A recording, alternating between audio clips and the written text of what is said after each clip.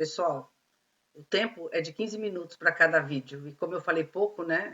O vídeo se interrompeu drasticamente, abruptamente. Então, eu estou começando um segundo vídeo aqui.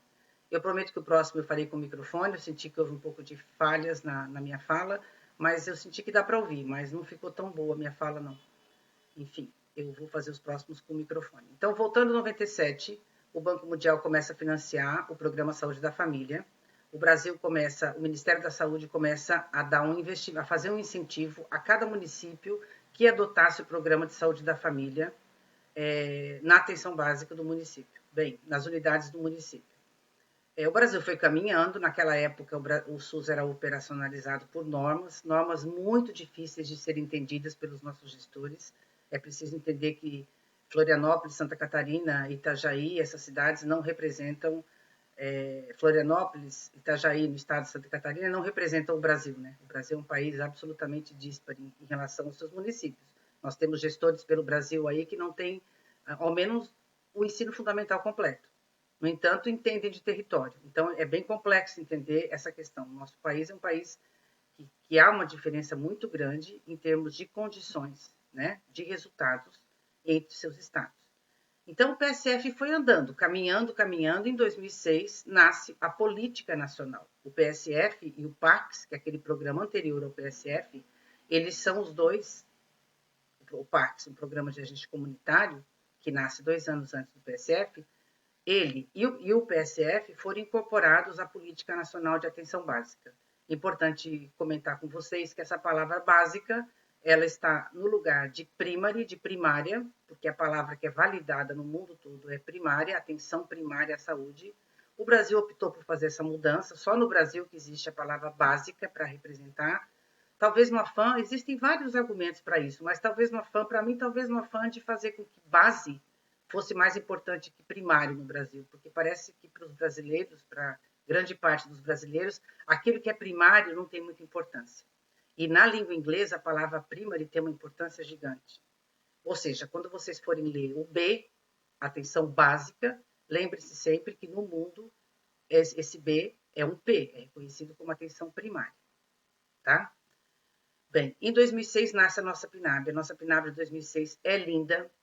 A atenção básica ela é conceituada como práticas democráticas e participativas, ou seja, já naquela época a gente queria que a interprofissionalidade, que é um tema também que vocês viram em saúde e sociedade, fosse realidade.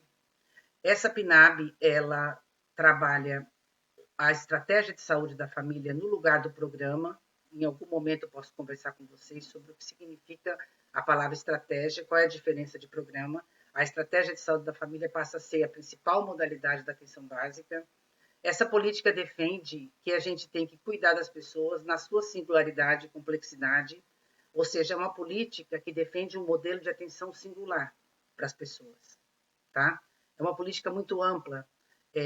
Uma das coisas importantes dela é que ela definiu 40 horas de trabalho para os trabalhadores, a força de trabalho, para os profissionais da estratégia de saúde da família. Médicos, dentistas, enfermeiros, técnicos de enfermagem, agentes comunitários de saúde teriam que trabalhar 40 horas. E assim o Brasil foi caminhando, né, fazendo a sua operacionalização, organizando-se no SUS do modo como se podia. É importante lembrar que a sustentabilidade do SUS e da própria atenção básica são perenes, são voláteis. Por quê? Porque a cada 4 anos a gente muda de gestão. Então, é preciso entender que a luta não é fácil, né? Não é brincadeira, não. Em função de inúmeras coisas, né? O nosso sistema o federalismo, que é aquela palavra que a gente estudou nos bancos da escola lá atrás, República Federativa do Brasil, isso tem alguma coisa a ver com isso, em outro momento a gente pode conversar. Nasce a PNAB.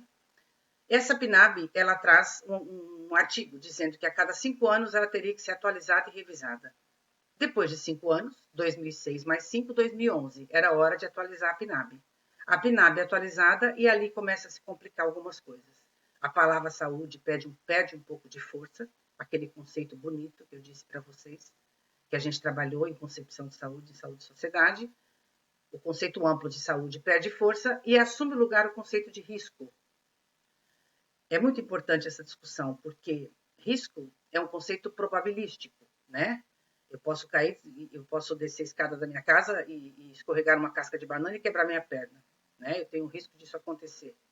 Risco é um conceito de previsibilidade, mas o mundo construiu o conceito de risco e foi a economia que construiu. Vejam os planos de saúde, como eles trabalham por estratos, né? Dependendo da idade que a gente tem, é o valor que você paga.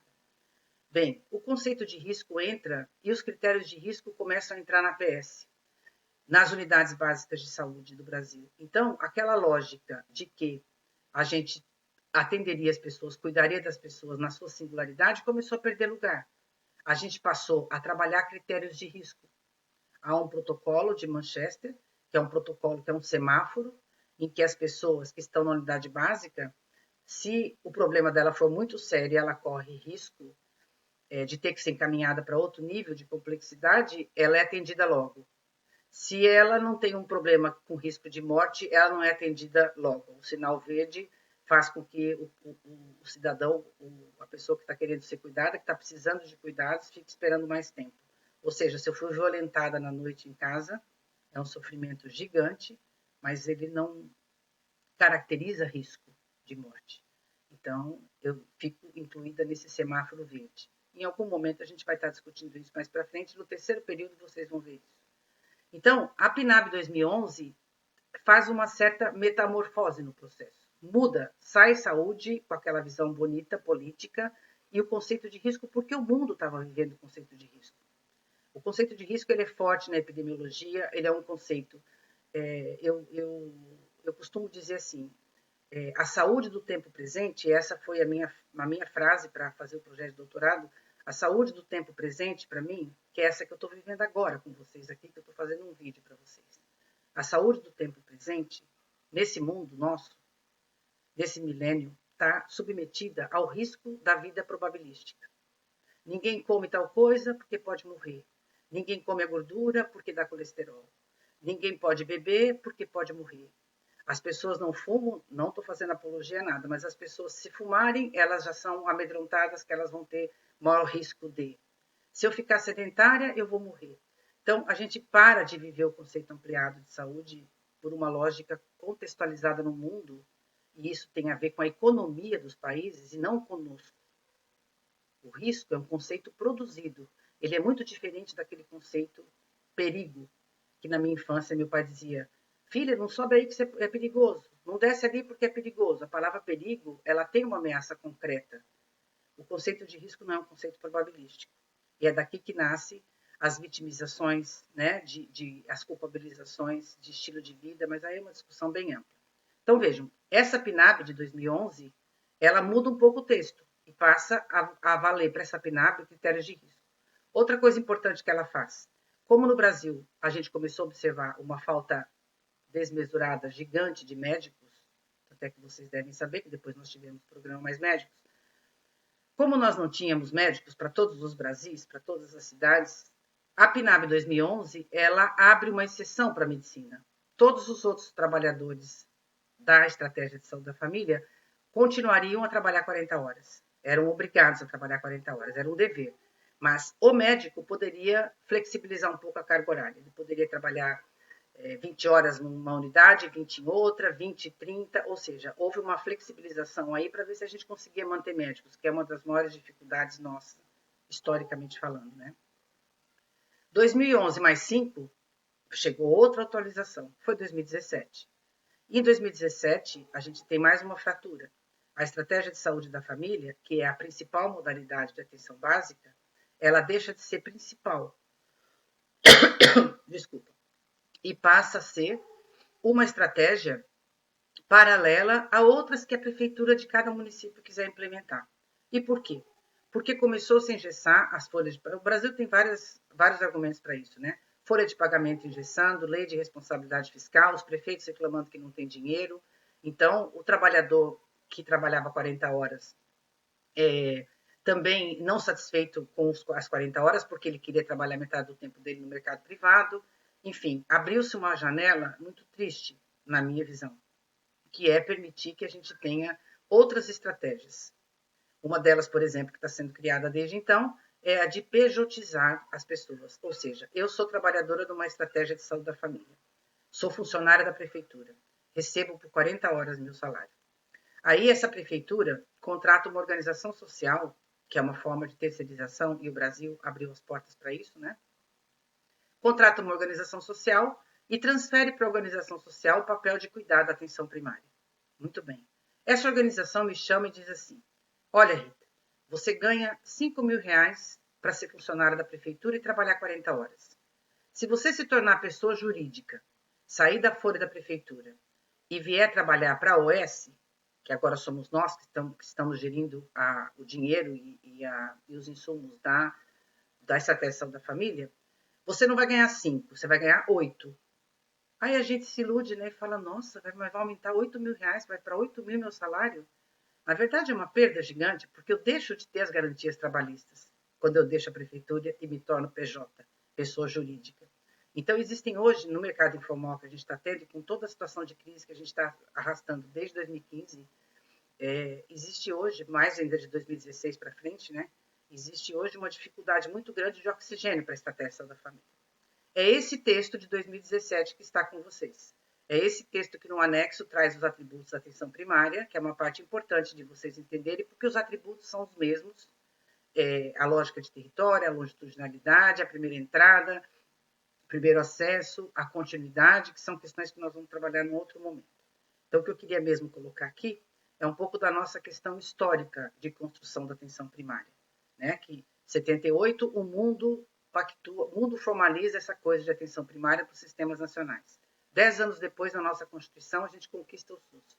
Em 93, a gente começa a conquistar a atenção primária. E a luta continua, tá? Vocês viram naquele material do fórum que eu coloquei que tem vários vídeos de unidade básica que vocês vão assistir lá. Assistindo àqueles vídeos, vocês estarão entrando em contato com a atenção primária. Eu espero ter contribuído para a compreensão de vocês sobre a questão histórica, né, desse movimento. Não é fácil discutir isso. E se vocês tiverem dúvidas, e com certeza terão, como eu também, na medida em que eu falava aqui, já me geravam novas dúvidas com relação, eu estou sempre questionando coisas, eu tenho um jeito muito questionador de ser. E aí vocês podem também colocar no mural interativo, no mural de interação, os questionamentos que vocês têm, tá? Mas o que eu quero mesmo que fique o SUS é um patrimônio, ele é meu, ele é seu, ele é nosso, das nossas famílias, dos nossos filhos, das próximas gerações, e a gente tem o dever de cuidar do que é nosso. Porque a gente tem os nossos impostos ali. Todos os impostos, todos nacionais, um percentual deles, uma parte do percentual de cada um vai para o SUS. Então, somos nós que mantemos o SUS, somos nós os proprietários do SUS, da sociedade brasileira. Tá certo? Então, um abraço e até a próxima.